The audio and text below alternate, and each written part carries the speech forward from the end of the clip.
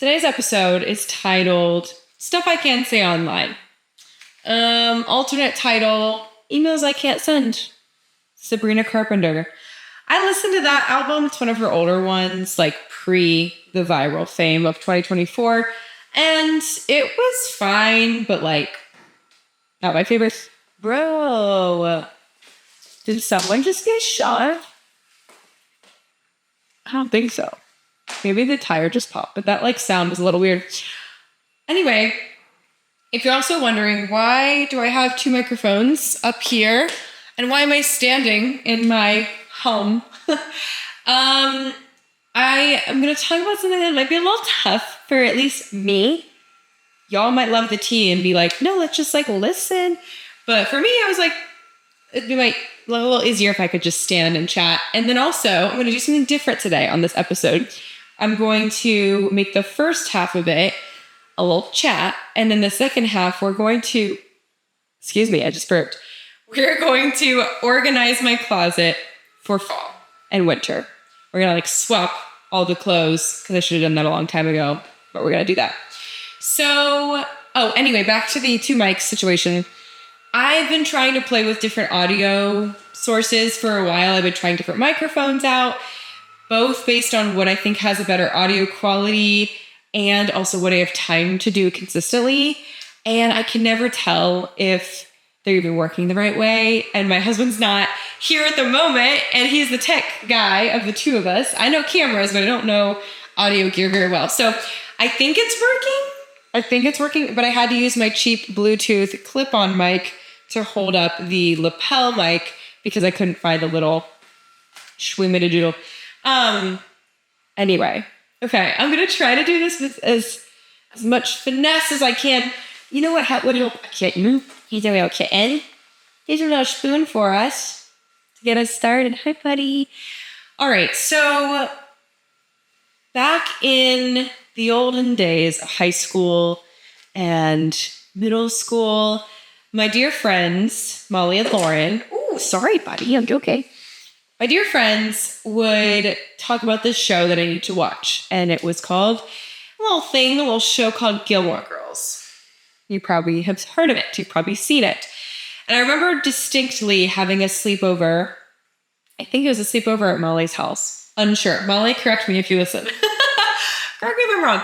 I think it was at Molly's house, and there was like Gilmore Girls was on or something, and she was like, oh my gosh, I love this show. Let's watch it. So they were watching it because they'd both seen it, and I was trying to enjoy some of it.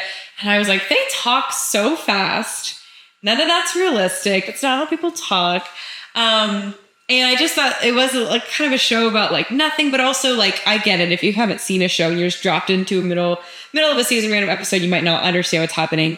But I distinctly remember Lorelai's mom, Emily Gilmore, being just like a little too much for me. I was like, this is striking a nerve in me. Like, I was like, I can't really vibe with this mom character. Like, it's a little too much. Oh my gosh, I'm gonna get canceled. It's fine. I am speaking my truth, and I pray that this would be helpful for someone. And I didn't really pay much attention to that. Then a couple years down the road, I remember sitting in front of the TV at my own house, and Gilmore Girls was on, and I was like, I'll watch some of these episodes. And again, that Emily Gilmore character, I was like, this is like a little close to home. And then now here I am, an adult. I'm an adult now, guys. And a few years ago, let's see, I'm 27. Maybe when I was 25, 24, I think I watched it when I was getting ready for our wedding.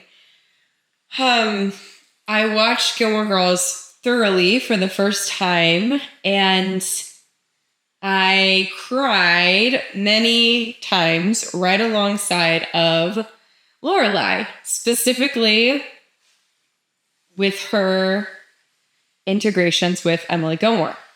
So if you catch my drift, there are some things that Emily's character says that is a 1-for-1 of certain words that a similar character in my own life has said to me or my husband. So anyway, you can kind of tell what I'm saying without saying it. the show has hit on certain topics right on the head. And for that reason, it's been very hard to watch, a little traumatic at times. It's been something I've mentioned to my therapist, counseling. But there's also healing, I think, in confronting some of these themes. And I think it's been good in some ways, like that exposure therapy idea of like, you need to be familiar with some of these things that have, caused harm in the past or like triggered you in the past. So it's been really healing and sad. And now it is a show that I enjoy more and I do watch it. I actually have not yet watched it this fall. I think I watched it the last 2 years in a row. So I'm giving it a little break. I'm not sure how long that's going to last, but I don't want to I'm not someone who wants to get hyper fixated and just like wring out a show or a movie or, a soundtrack until it's just like, oh, I hate it. I do that with certain things maybe, but I'm definitely more like, I want to savor this and not just like burn this out. I want to give it honor and not watch it 100 times and then be so bored of it. But I don't know. It is kind of like a fun show for fall and winter. So I'm like, should I watch it again? But anyway, I use that analogy to hopefully kind of communicate through the screen that family is hard. It just is. And there are 20 million things that I go through, that you go through, that every family, every dynamic of family goes through that we honestly don't talk about online. Not necessarily that we should or should change that, but it is I think this overarching fog that maybe a lot of people with unique or untraditional or painful family circumstances kind of carry with them wherever they go. And unfortunately, that can do a lot of mental health stuff and kind of affect you in different ways. And when we're online all the time, or in my position, when I have a podcast and a YouTube channel and love being someone who's fairly transparent on the internet to try to bridge some of these gaps of unreachable, untouchable person to no, I'm a human, you're a human, we all deal through garbage and stuff. I don't know. It's just hard because there's so much that I wish I could say or share, but also there's a huge boundary of I don't need the internet validation. But I guess I'm just, my point, get to the point, Anita. I guess I'm just trying to say that if the holidays are hard for you too, you're not alone. And if, some of these themes that maybe Lorelai Gilmore goes through are difficult in your own life, that you're not alone. There's so many people that get anxiety about seeing family members. There's so many people that have a really hard time with just feeling like they can be themselves in front of people, or even that they can just show up and have a seat at a table.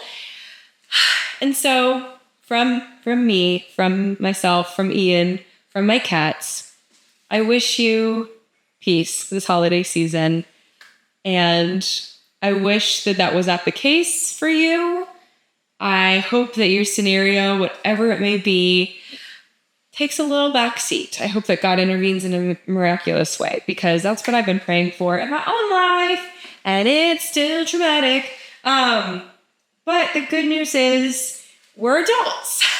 Hopefully. Maybe there's some little kids watching this, but we're adults. And I'm trying to tap into that freedom of boundaries are good and important, and you can choose, your crew. You can build your own family and build your own friendships. And that is good. And I'm grateful for the family and friends we do have who have been, amazing and supportive of us and love us. And I have to remind myself that there's more of those people in the world than the Emily Gilmores. So I wanted to share that because the holidays are coming up, and it's kind of there's politics, there's family drama, there's generational trauma, there's boundaries, there's just all kinds of things that the holidays bring up. When isn't it ironic that that's not how it's supposed to be?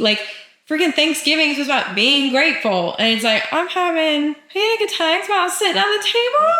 That's not supposed to happen.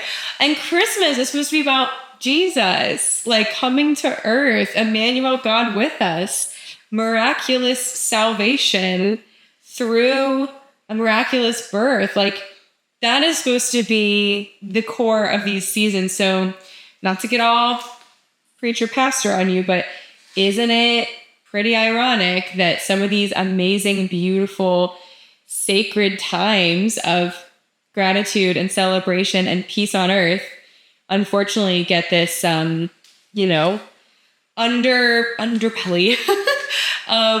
of sadness and sometimes hardship. Now, I also just extend that same, awareness for people who have lost loved ones. I cannot imagine. I've lost a number of people in my life, but all of those have been difficult, but it's not necessarily like the same feeling as if you've lost like a spouse or a child or a parent or something. Now that is like extra heavy around the holiday season. Please, whoever you are, give yourself time to grieve, give yourself time for space, and it is okay. India gives you permission, 100% okay to say no to something just for your own sake. You don't have to defend it. You don't have to justify it. If you were like exhausted by the thought of going to Thanksgiving and like talking about a loved one that's passed, or like sitting around some of those folks who maybe cause some panic and some anxiety in you, 100% okay to say, I love you. I will be attending. You don't have to say anything else. Isn't that cool? Like I'm still accepting that, but isn't that cool? We are gonna be in Paris and Italy over Thanksgiving. We are going, bye. Hi, Felicia. Love you. I'm out.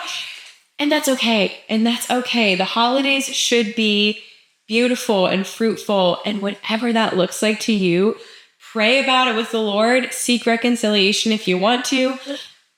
Well, you probably should. If you're a believer, you should seek reconciliation.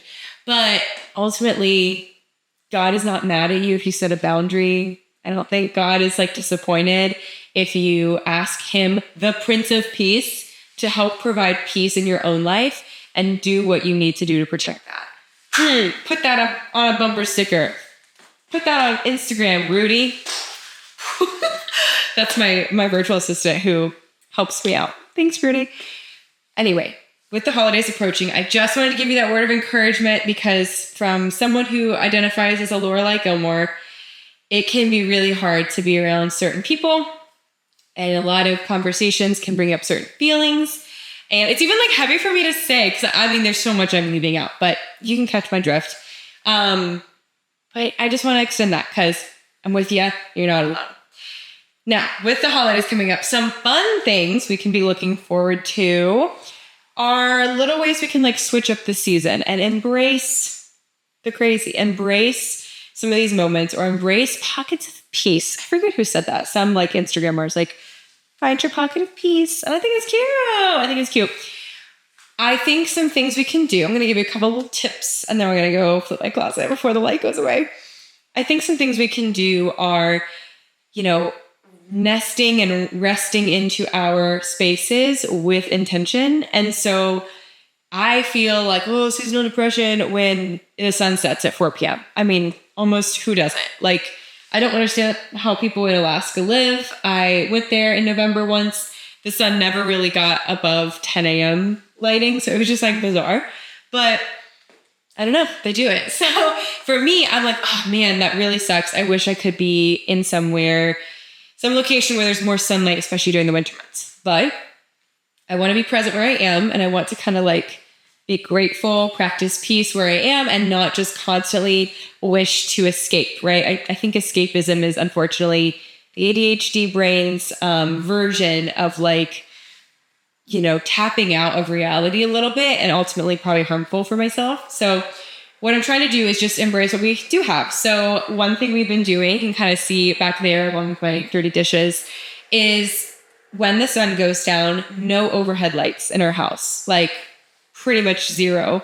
They are all over the place, but we don't turn them on. We only use like the low lighting, tungsten lighting, little warm desk lighting to kind of make everything just feel cozy, like feeling like warm and comfortable. None of this nasty, crisp LED blue light.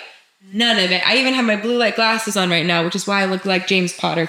None of it. We want soft, warm, wholesome lighting.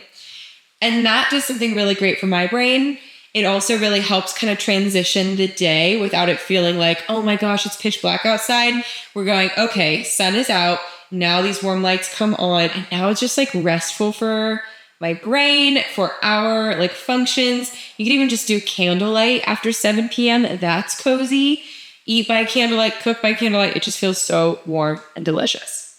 Something else we're trying to do this fall and winter season to kind of embrace peace is eating what's in season. Now, I don't do this perfectly, I will confess, but because I live in America, and you most likely, I don't know, you could be watching from anywhere, live in America, it's easy to just go to the store and continue to buy out of season produce like strawberries or, like strawberries or blueberries or little things that you don't really think about because they're available still at the store. And of course, if you have a certain like food intolerance or you or your kids like eat these foods, I'm not going to judge that. But I am saying just because it's easy to do doesn't mean it's actually good for the world, the globe, Mother Earth. And it also might not be the best move for you because I think when we can set these little patterns in motion and go, ooh, strawberries and blueberries, that's a summertime thing. Ooh, pomegranates, that's a February thing. Okay, squash, pumpkin, zucchini, those are really great fall harvest foods. We're going to keep those in fall. We can kind of like categorize things and train your brain to look forward to that, get excited for that. It's kind of similar to what I'm doing with my closet after this. I put clothes in storage when it's not that season, right? It's not like a revolutionary idea. You know what I mean? I'm not asking for an award, but it's something that I do.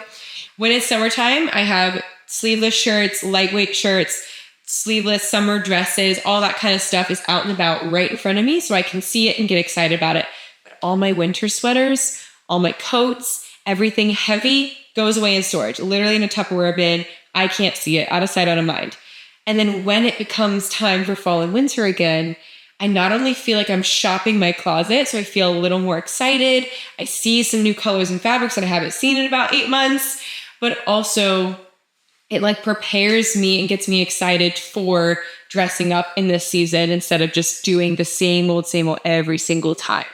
I think it's good to have some of those restrainers. So eating in season's really good. I think squash, pumpkin, zucchini, potatoes, all that, corn, great stuff for fall and winter.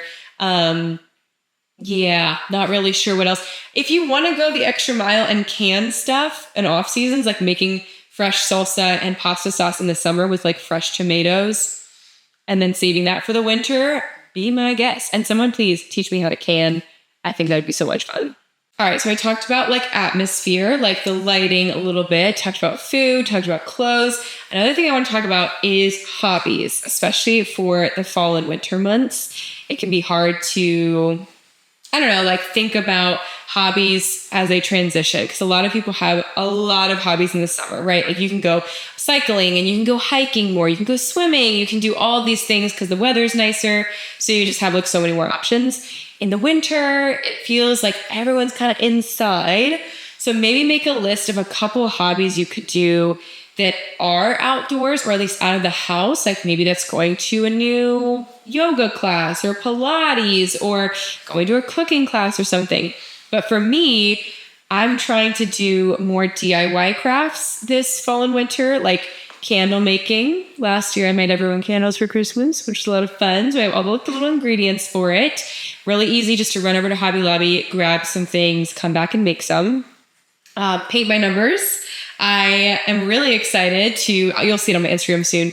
I'm going to try to convince everyone to buy these for gifts. You can take a photo, turn it into a paint by number, and then you have a really meaningful gift that came from an image.